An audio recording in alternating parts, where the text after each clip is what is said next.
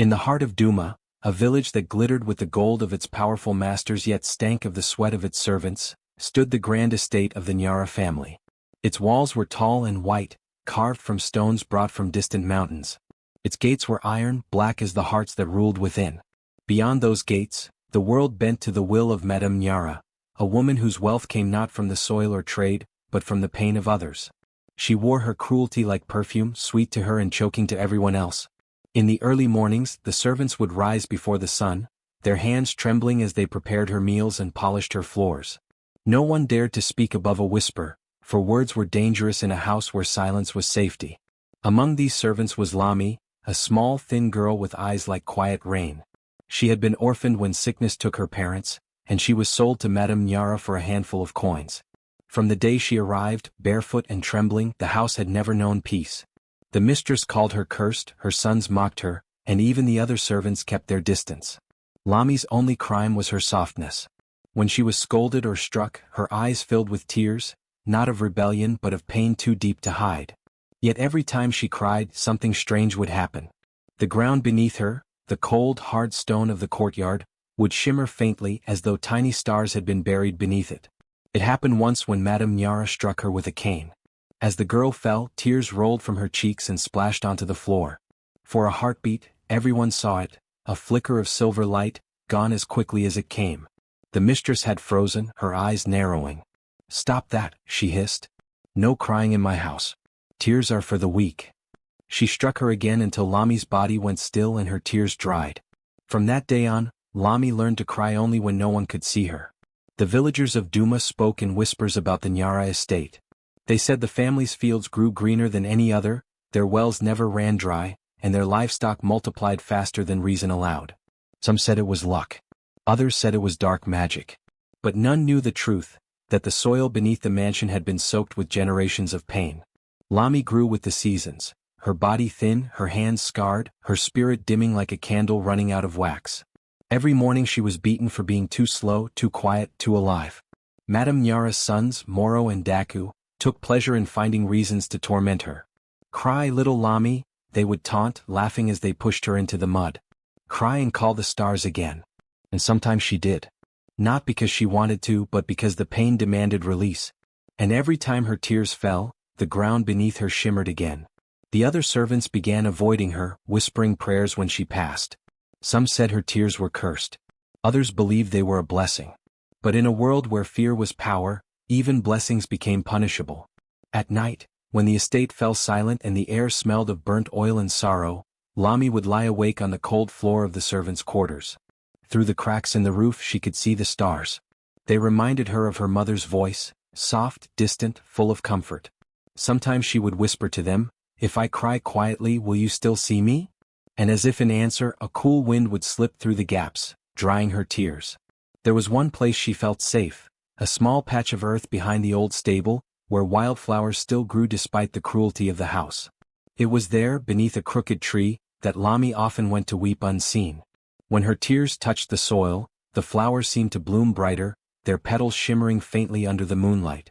She never told anyone. She didn't understand it herself. She only knew that the earth listened when no one else did. One night, after a day of endless beatings, she sat there trembling, her skin bruised, her heart raw. She buried her face in her hands and cried until she could not breathe.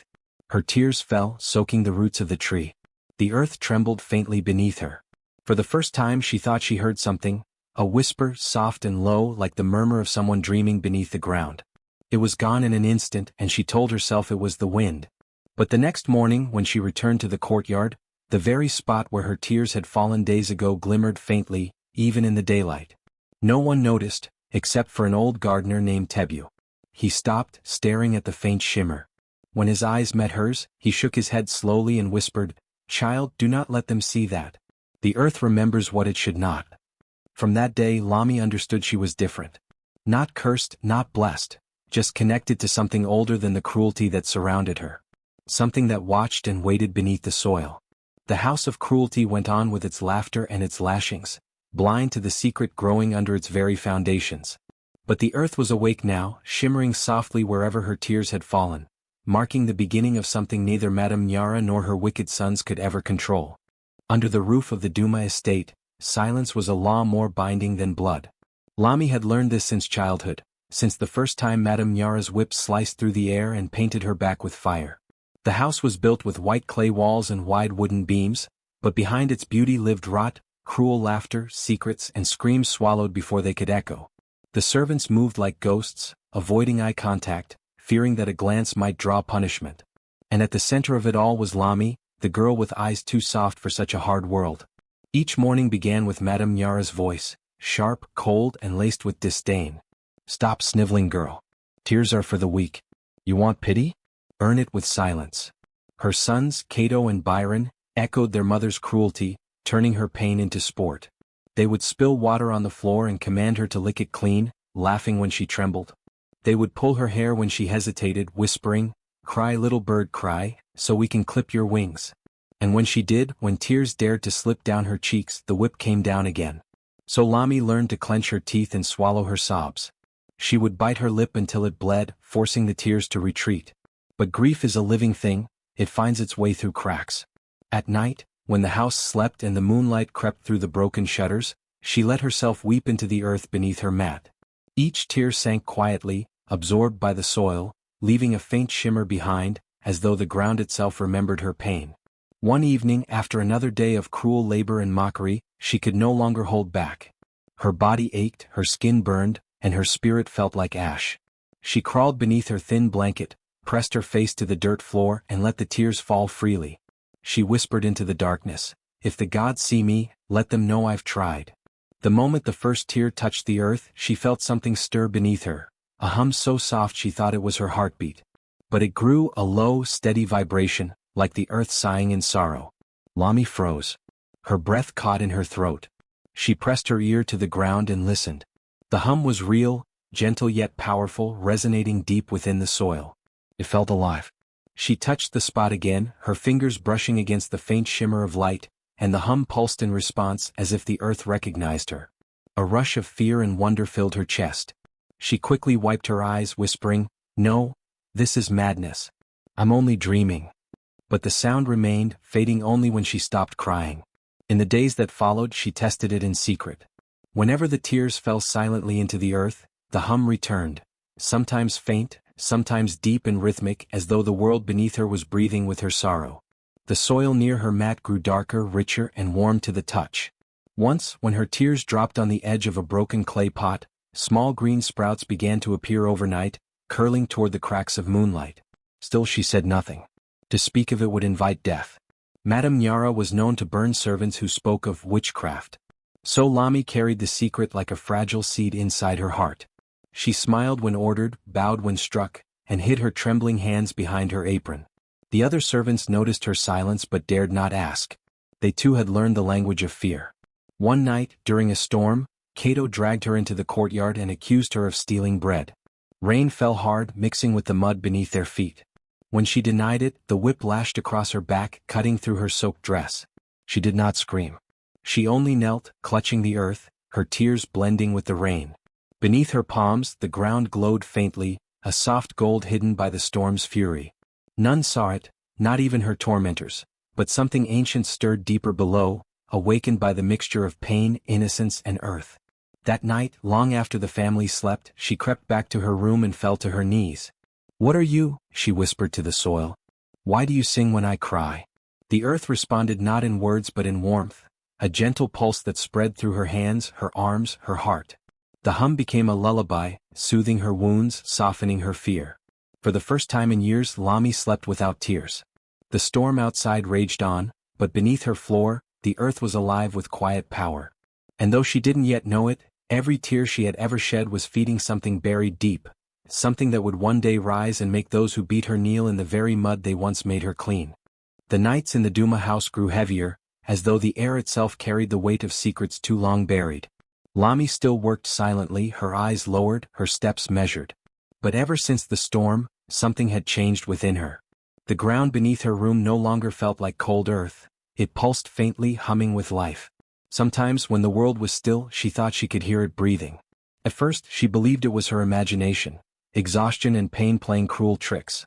But then came the whispers. Faint, melodic, almost like the sighing of the wind through reeds. The first time she heard her name, she dropped the jug she was carrying. Lami, the voice was distant yet familiar, as though it had known her long before her birth. She froze, glancing around the empty room. The other servants were asleep, and Madame Nyara's quarters were silent. "Who's there?" she whispered. There was no answer, only a soft vibration beneath her feet.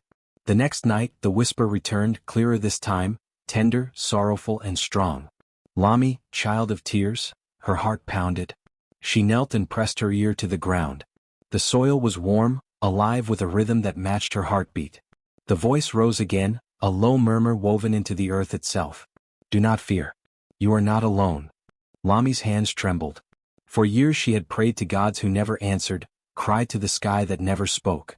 But now the ground, the very dirt she had wept into, was whispering back. She hesitated for many nights, afraid that madness had found her.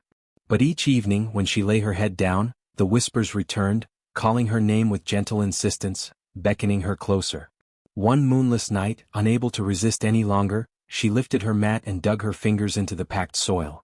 Her nails scraped against something hard, not stone but wood. A floor tile. She dug deeper, heart racing, until she pried it loose. Beneath it was a hollow space barely large enough for her hands. The air that escaped was cool, sweet and ancient, carrying the scent of rain and roots. Inside, faint carvings glimmered, lines spiraling into symbols she didn't understand, glowing softly as if lit from within. Lami traced one with her fingertip, and the hum beneath her skin flared into warmth. A rush of memories not her own filled her mind, images of women standing beneath storm clouds, their tears turning into rivers, of fields blooming after sorrow, of a radiant figure crowned in vines, her eyes shimmering like dew. Lami gasped and fell back, but the carvings pulsed again, gentle, inviting. Then the voice came, no longer a whisper but a presence, deep and ancient, filling the room with a low, melodic vibration. "Do not fear, my child," it said. "I am Oru, the mother of sorrows. Once the people of this land honored me. They wept without shame, for they knew that tears water the soul. But when pride grew and cruelty hardened their hearts, they sealed me beneath the ground. Their descendants built this house upon my silence." Lami's eyes filled with tears, but this time she did not hide them. "Why me?" she whispered. "Why speak to me?" "Because you remember," the voice said. "You have fed me with your pain. Every lash, every insult, every tear you buried, they called to me. You, who wept when others mocked, have become the vessel through which sorrow will rise again." Lami's lips quivered. "But my tears make them hurt me. They call me weak." "Your pain is not weakness," said Oru, her voice like a drumbeat under the earth. "It is the water of power. When cruelty burns, your tears quench. When hate crushes, your tears heal. You are not cursed, you are chosen." The room brightened with a soft green glow as if the soil itself were blooming. Roots, delicate as threads, began to emerge around the carvings, weaving through her fingers, wrapping around her wrists gently. "Through you," the goddess whispered, "the world shall remember that sorrow is not shame but strength. They will learn to beg for the mercy they denied." Lami felt warmth surge through her veins, rising from her palms to her heart. The pain in her back softened, her scars glowing faintly before fading into smooth skin. For the first time in her life she felt whole, not the trembling servant, not the orphan girl, but something vast and ancient pulsing within her. As dawn approached, she replaced the tile, hiding the carvings from sight. The whispers faded, but the warmth remained, steady and protective. When Madame Nyara shouted for her that morning, her voice no longer cut through Lami's soul. She obeyed, but quietly, calmly, her eyes carrying the light of something the mistress could not name. In the days that followed, the house began to change. Flowers bloomed in the cracks of the courtyard stones. The servants felt lighter, whispering that the air seemed sweeter. Madame Nyara grew restless, waking at night to strange sounds beneath her feet, faint whispers like voices praying. She blamed the servants and ordered punishments, but nothing silenced the sounds. And beneath it all, in the dark hollow under Lami's room, the carvings glowed brighter, their lines pulsing in rhythm with her heart. The goddess Oru watched in silence, her power awakening once more through the tears of the girl they had beaten. The whispers were no longer just for Lami now, they were spreading through the soil, waiting for the day when sorrow would bloom into vengeance, and those who mocked pain would finally learn to weep. The nights grew longer after that first awakening. Lami could no longer sleep peacefully, the whispers beneath her room had grown stronger, almost urgent. They no longer lulled her into calm but called her deeper, like waves drawing a drifting leaf toward the sea. Come, the voices urged. The ground remembers. The chamber waits. Each night she resisted, clutching her thin blanket tighter. But the pull beneath her bed grew impossible to ignore. When she pressed her palm against the floor, the soil hummed in recognition. It was not just one voice anymore. It was many, layered and echoing, like 1,000 women murmuring prayers from the dark. On the 7th night, when the moon hid behind clouds, she rose silently. The house was asleep. Madame Nyara's drunken snores echoed faintly down the corridor. Lami knelt by the loose tile and lifted it once more. The carvings beneath glowed faintly, but this time a small hole had formed beside them, as if the ground itself had softened, creating a path. A faint draft rose from it, carrying a cool, sweet scent that was not of death or decay, but of memory. Heart trembling, she took a small oil lamp and slid herself through the narrow opening. The soil felt alive beneath her hands, pulsing gently as she crawled downward. The tunnel was tight, winding through the earth like a living vein. Whispered chants surrounded her, not frightening but reverent, like she was being guided by unseen hands. After what felt like hours, she emerged into a cavern deep beneath the estate. The air here shimmered faintly, glowing green and gold, and the ground was smooth as glass. Lami's breath caught in her throat. Before her stood a chamber carved entirely of root and stone, walls curved like ribs of an enormous tree. At the center was a stone altar covered in dust and tangled vines. Around it stood shelves made of bone-white roots, and on them rested hundreds of small bowls. She stepped closer and gasped. Each bowl was filled with crystals, tiny, irregular shapes that glimmered in the lamplight. Some were pale blue, others silver or green. When she touched one, it was cool to the skin, and a faint hum rose from it, soft as a sigh. The moment her finger brushed it, an image flashed through her mind. A young girl, beaten and sobbing in the rain, whispering a prayer for deliverance. The vision vanished as quickly as it came, but the meaning struck Lami like thunder. "These," she whispered, voice trembling. "These are tears." A voice answered from the shadows, the same deep, familiar one that had spoken from beneath her floor. "Yes, child," Oru murmured, her tone solemn. "The tears of those who were hurt before you. Each drop that fell in pain was caught by the soil and carried here, preserved, not forgotten." Lami looked around, awe filling her chest. "Why are they here?" "To remind the world," said the goddess. "That sorrow, when silenced, grows powerful.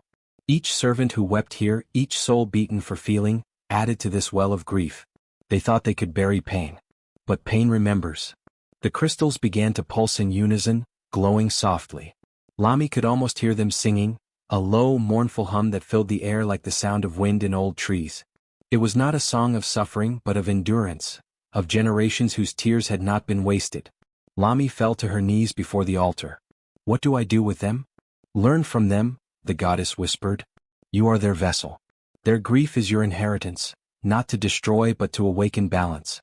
The world above has forgotten compassion. You will remind it." Lami's lamp flickered, and for a moment she saw faint silhouettes standing among the roots, women of every age, their faces calm, their eyes luminous with sorrow and pride. They were the spirits of those who had suffered before her, their presence both sorrowful and strong. When she rose to her feet, she felt the chamber's heartbeat merge with her own. The whispers no longer came from below, they came from within her. She took one of the crystal bowls and cradled it gently in her hands. It pulsed softly like a sleeping heart. As she turned back toward the tunnel, the voice of Oru echoed one last time through the chamber, "Guard their tears well, for the time is coming when those who made sorrow will drink from their own grief." Lami climbed back toward the surface, her lamp glowing brighter than before. When she emerged into her small, dark room, the first rays of dawn had begun to pierce the horizon.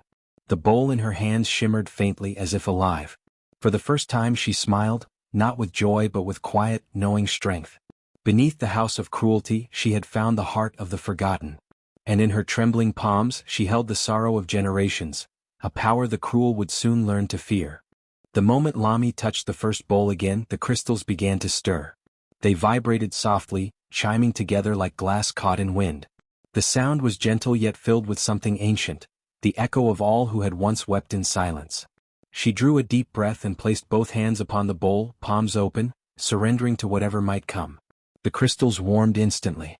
At first, it was a soft pulse beneath her skin, like the rhythm of a heartbeat. Then the light began to spread. The shimmer of the tears turned liquid, melting into a radiant flow that rose from the bowl and wrapped around her fingers.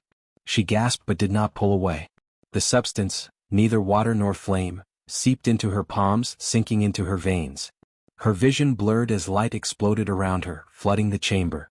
For a heartbeat she could see nothing but white. Then came the voices, hundreds, thousands of whispers layered in harmony. Not of sorrow this time but of release. They murmured her name not as a plea but as a blessing. Her heart thudded, and she felt something new awaken inside her. The weight that had always lived in her chest, that endless ache of pain and fear, lifted. In its place came warmth. Her tears, which once fell only in suffering, now glowed when they touched the ground. She let one slip from her eye, and as it fell, the soil beneath her feet sprouted a small green shoot that shimmered with silver light. She knelt, trembling. What have you done to me?" she whispered into the light. The voice of the goddess, Oru, answered, soft yet filled with ancient power. "Child of pain, you have become the vessel of remembrance. What was once sorrow is now strength. The earth has taken your grief and returned it as grace. Your tears shall now mend what cruelty has broken." Lami looked at her hands. The lines of her palms glowed faintly, threaded with silver. Her skin pulsed softly like living light. Every beat of her heart sent waves of warmth through her body, and for the first time in her life she felt untouchable. The chamber around her began to transform. The walls of roots shimmered and carvings appeared, visions of women who had come before her. They showed scenes of pain turned to creation, fields blooming where blood had fallen, rivers cleansing ashes, children laughing where silence once ruled. The tears of the broken had always nourished something greater, the world simply had never seen it. As the light dimmed to a soft glow, Lami began to understand. The cruel family she served, Madame Nyara and her sons, had built their wealth upon this buried pain. The underground chamber was no accident. The estate had been raised above it deliberately. Every stone of that grand house sat atop the tears of the oppressed. The soil that fed their crops, the minerals that lined their treasure vaults, all had been blessed by the sorrow of those beaten, silenced, and forgotten. The truth hit her like a thunderclap. Their fortune was not earned, it was stolen from grief. The same grief that now lived in her veins. Lami rose slowly to her feet, feeling the strength flow through her limbs. Her once frail body felt rooted, as though the power of the earth itself had chosen her as its channel. The light from the altar cast long shadows across the chamber, revealing more bowls along the walls, thousands of them. She could sense the energy within each one, waiting to be freed, waiting to rise. She knelt once more and placed her glowing hand upon the ground. "Let their pain not be wasted," she whispered. "Let it live again, but this time as light." A ripple spread from her touch. The bowls hummed and one by one they dissolved, their crystals melting into the earth like water returning to the sea. The cavern filled with a low, beautiful sound, like the breath of the world exhaling after centuries of silence. When it was done, Lami stood alone in the soft afterglow, her heart steady. The power of countless tears now flowed through her blood, not as anger but as promise. She had become the living memory of those who had suffered. And somewhere above her, in the grand halls of Madame Nyara's mansion, the earth shuddered slightly. The portraits trembled on the walls. The gold in the vault dimmed for the first time, losing its gleam, as if the house itself had begun to sense that the sorrow beneath its foundations had finally awakened. Lami looked upward through the roots and whispered to the darkness above, her voice calm but resolute. "They buried their sins beneath me. Now I will make them remember what they built." The palace of Madame Nyara blazed with gold that night.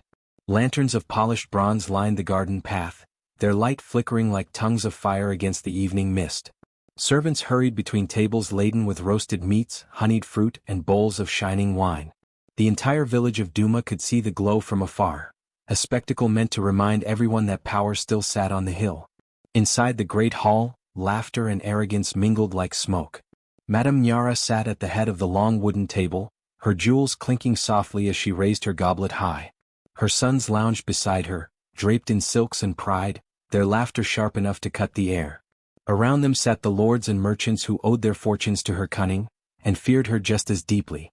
"Let it be known," Nyara announced, her voice smooth and commanding, "that the house of Nyara does not bow to fate or superstition.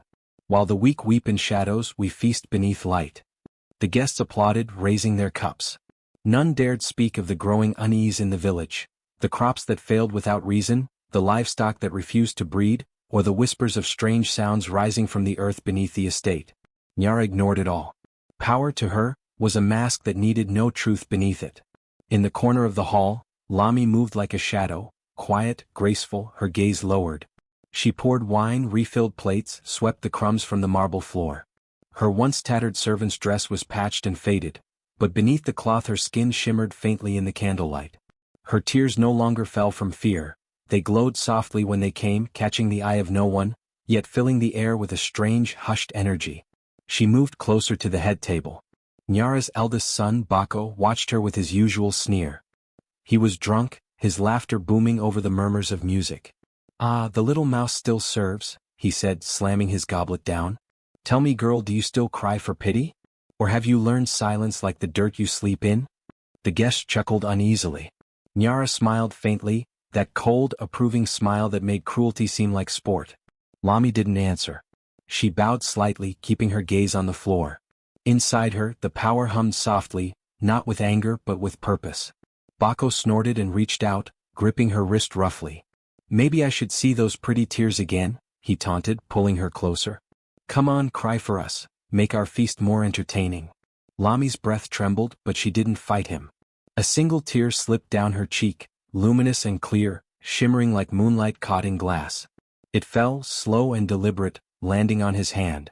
The laughter around the table froze. At first nothing happened. Then Bako stiffened. His smug grin faltered as his fingers twitched. He blinked rapidly, confusion washing over his face. What is this?" he stammered. The veins in his hand began to darken, not black, but a deep silver that pulsed faintly beneath the skin. His goblet clattered to the floor. "Mother?" he gasped, his voice strangled. "It burns?" Nyara leapt to her feet, her jewels clinking wildly. "What have you done?" she screamed at Lami, grabbing her by the shoulder. But Lami stood still, calm as the stillness before a storm. "I did not harm him," she said softly. "He touched what he never should have." The hall erupted into chaos. Bako collapsed to the ground, shaking violently. His skin glowed faintly where the tear had touched him, his breath ragged. The guests recoiled in terror, muttering curses, their eyes darting toward Lami like she was a living omen. Nyara's fury cracked like lightning. "Take her to the cellars," she roared. "She's cursed, she's brought her witchcraft into my house." Guards rushed forward, but as they grabbed Lami's arms, she turned her gaze toward them, calm, unblinking. Her tears shimmered again, 2 drops falling to the ground. Where they landed, the marble floor sizzled faintly, not burning but alive, small green vines curling up from the cracks. The guards froze, terrified. Lami looked up, meeting Nyara's furious gaze. "You cannot feast forever on the suffering of others," she said, her voice steady and clear. "The earth remembers. The tears remember. And they have begun to wake." The guests fled the hall in panic, overturning chairs and spilling wine. The torches flickered, dimmed, and one by one went out. Only the faint silver glow from the vines remained, pulsing softly in rhythm with Lami's heartbeat. Bako lay still, the light in his skin fading to gray. Nyara knelt beside him, her eyes wild, her breath shallow. She looked up at Lami, realization dawning slowly in her face, a realization more frightening than any curse. Lami bowed slightly, not in submission but in farewell. Then she turned and walked out of the hall, the faint sound of humming earth following her footsteps. Behind her, the great house of Nyara trembled, as though the soil beneath it had finally begun to remember every tear it had swallowed. The night fell heavy and suffocating over the estate, thick with fog and the murmurs of the restless earth. Inside the grand halls, the once lavish decorations now seemed oppressive as shadows grew longer and darker in the flickering candlelight. The laughter and arrogance of Madame Nyara's family had vanished. In its place was a creeping terror that gnawed at every heart. Bako had been the first to fall, racked by the strange silver illness that had coursed through his veins the night of the feast. His brothers had followed soon after, one by one, each succumbing to a malaise that left their skin pale and their strength drained. Madame Nyara, desperate and unaccustomed to weakness, paced the halls like a caged predator. Each passing hour twisted her pride into frantic dread. The servants whispered in hushed voices, afraid to move too quickly, too openly. By midnight, the estate had become a house of wailing. Madame Nyara clutched her youngest son, shaking him as he coughed violently. "Cure him," she shrieked at the empty air. "Bring me a healer, a witch, anything. I will pay. I will give gold beyond measure." But no one dared approach the cursed family. The air itself seemed alive with judgment. The marble floors beneath their feet quivered faintly, and in the corners, shadows stretched unnaturally, twisting toward the walls as if the estate itself were aware of the cruelty it had sheltered. Then from the darkness, a soft glow began to spread. The faint light grew not harsh or blinding but gentle, like dawn breaking over the edge of the world. It originated from the doorway at the end of the hall. Lami appeared, walking forward slowly, her robes flowing like liquid shadow, her eyes shimmering with silver and green light. Her hair glimmered faintly, threaded with the faint pulse of the earth itself. She moved with calm certainty, carrying an aura of power that made the very air hum. Madame Nyara froze mid-step, her wide eyes narrowing. You dare," she began, but Lami raised a hand and the words died in her throat. Lami's voice rang out, clear and steady, filling every corner of the hall. "I hold the cure for your suffering." She paused, letting her gaze sweep across each trembling figure. "But it will not come freely. Not for those who built wealth on the tears of the innocent.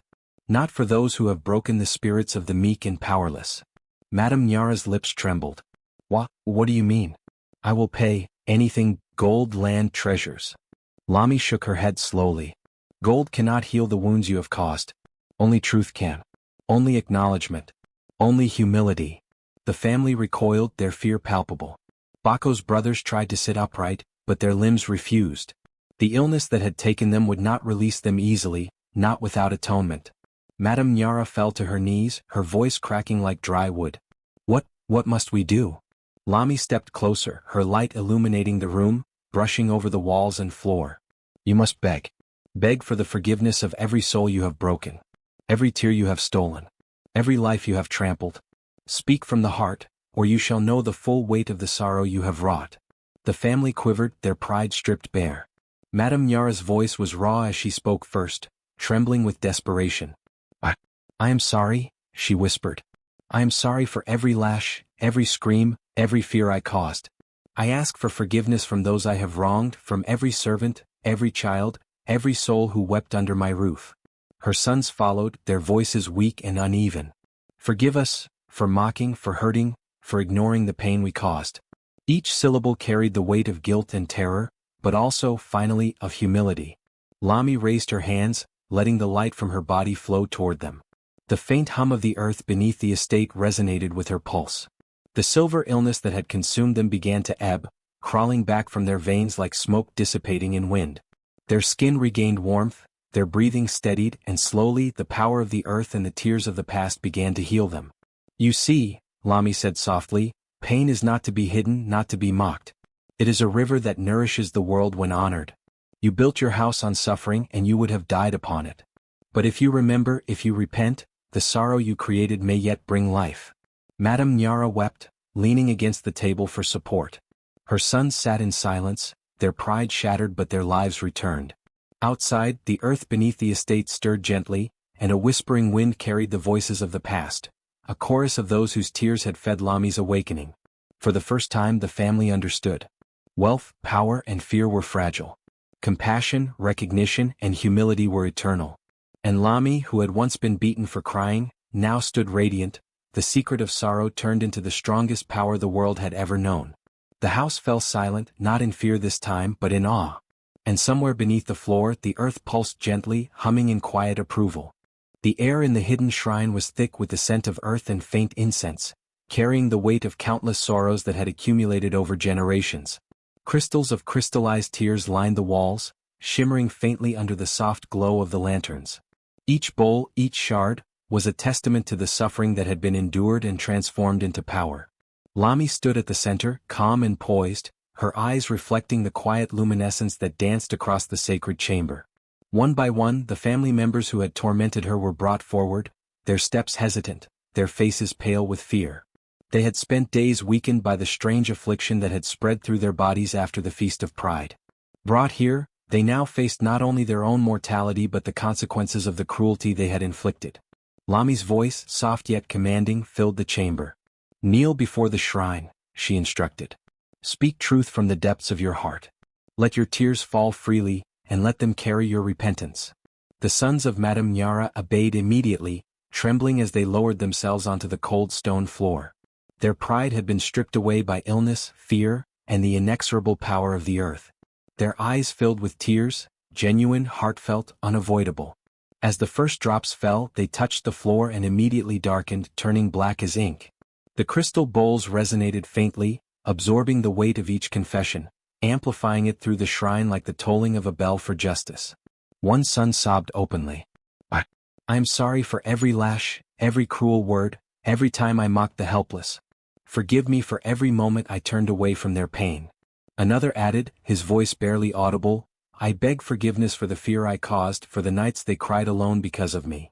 The black tears continued to fall, each drop purifying and condemning simultaneously. Only through genuine remorse, raw and sincere, could the goddess that resided in the shrine allow them to live. Slowly, the silver sickness that had clung to their veins began to fade.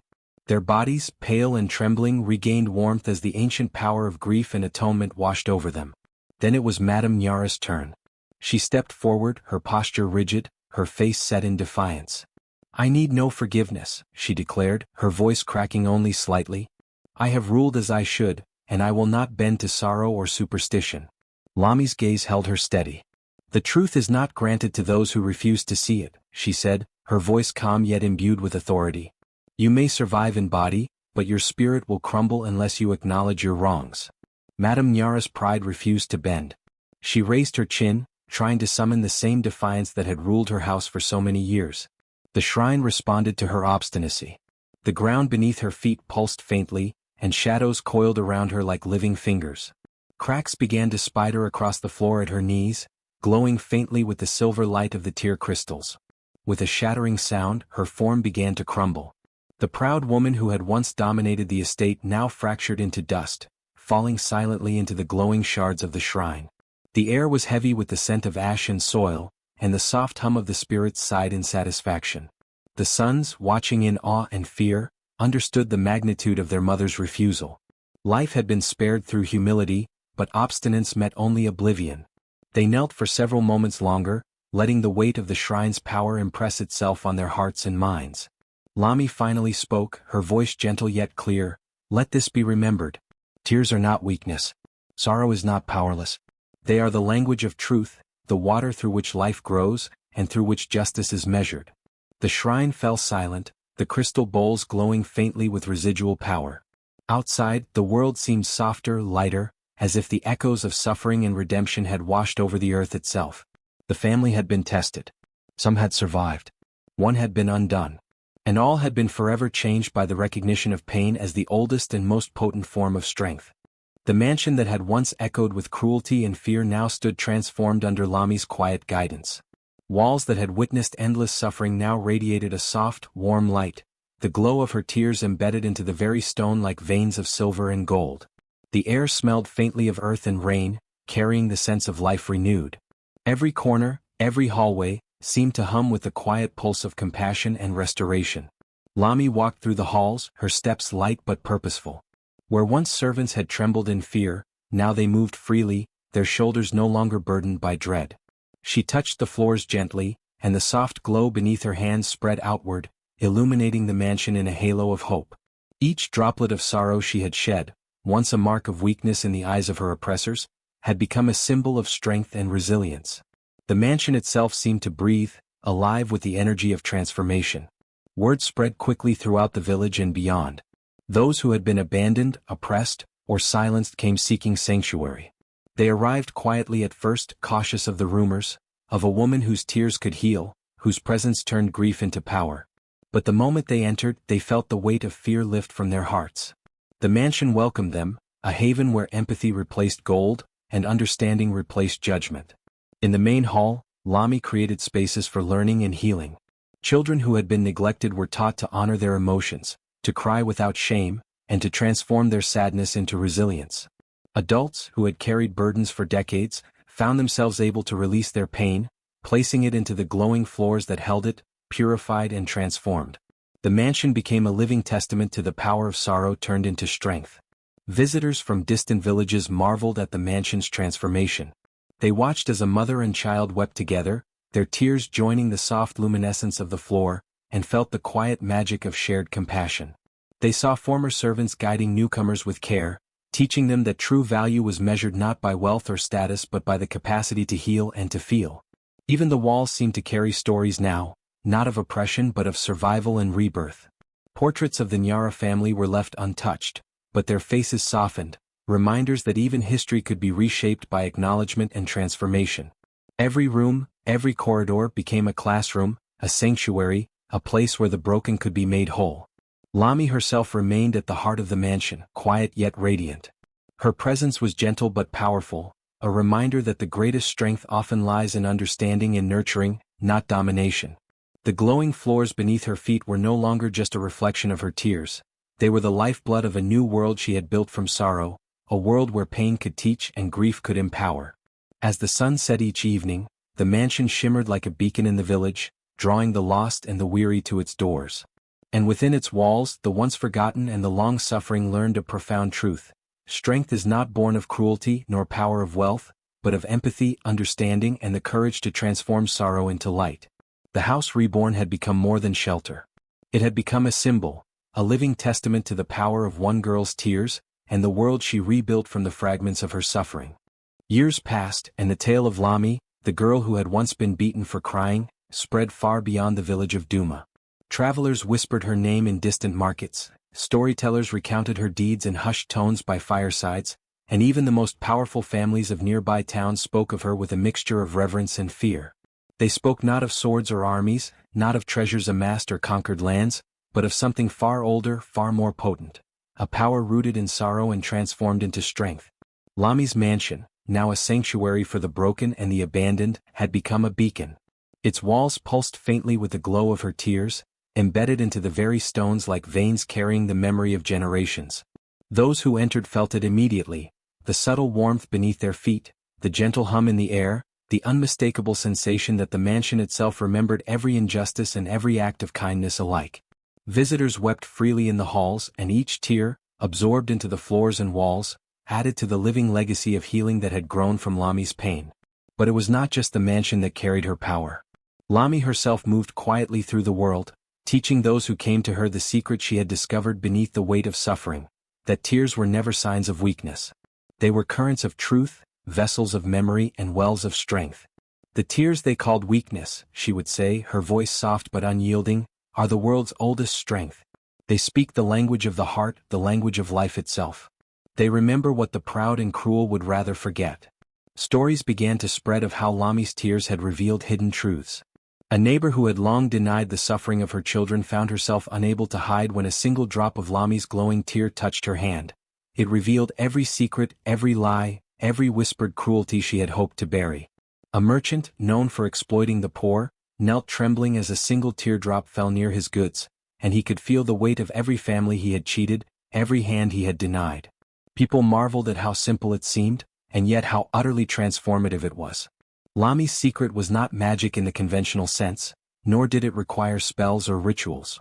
It was the recognition that sorrow carries power when honored, that grief, when acknowledged and transformed, can become a force stronger than any weapon, any wealth, any throne. It was a lesson both humbling and terrifying, one that demanded truth from all who encountered it. Even the descendants of Madame Nyara's family spoke of her, though with caution. They had long passed into the annals of memory, but the lesson of Lami's tears haunted them, that mockery of the weak, the oppressed, or the grieving carries a cost that no gold can cover. They told tales to their children of a girl who had been beaten for crying, who had walked into the shadow of despair and emerged radiant, wielding the power of sorrow itself. The proverb spread alongside her story, becoming a warning, a guide, and a moral etched into the consciousness of generations. Mock the cry of the broken, and one day, you will beg for its mercy. It was said that even centuries later, travelers entering Duma could feel her presence in the mansion and in the earth itself. The floors still glowed faintly with the light of tears long shed but never wasted. The walls hummed with the memory of sorrow transformed into power, whispering encouragement to those who came seeking truth and justice. And for those who had caused suffering, for those who had been proud or cruel, a single invisible teardrop was enough to awaken fear, remorse, and humility. Lami's influence extended beyond physical space. She taught her followers to honor grief, to feel deeply, to embrace vulnerability, and to understand that power lies not in domination but in transformation. Her teachings spread from village to village, shaping hearts, communities, and ultimately the moral compass of entire regions. It was a quiet, pervasive influence, the kind that could not be destroyed, for it resided in the very essence of those who learned from her example. The secret that had made her oppressors beg, the secret that had turned suffering into salvation, remained simple and profound. Tears are not weakness. They are the vessel through which truth flows, through which justice manifests, and through which the world remembers itself. To honor them is to honor life, to recognize the unacknowledged, and to wield a power that no whip, no scorn, no cruelty can ever undo. And so Lami's legend endured. Across time and distance, her name became synonymous with compassion transformed into power, grief reshaped into strength, and sorrow made sacred. Travelers told of a woman whose tears could see through lies, heal pain, and awaken conscience, and they passed on the proverb with reverent caution. Mock the cry of the broken, and one day, you will beg for its mercy.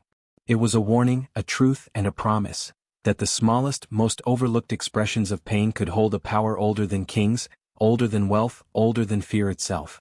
Lami had proven that weakness could become the mightiest strength, and that mercy and reckoning were forever intertwined through the language of tears.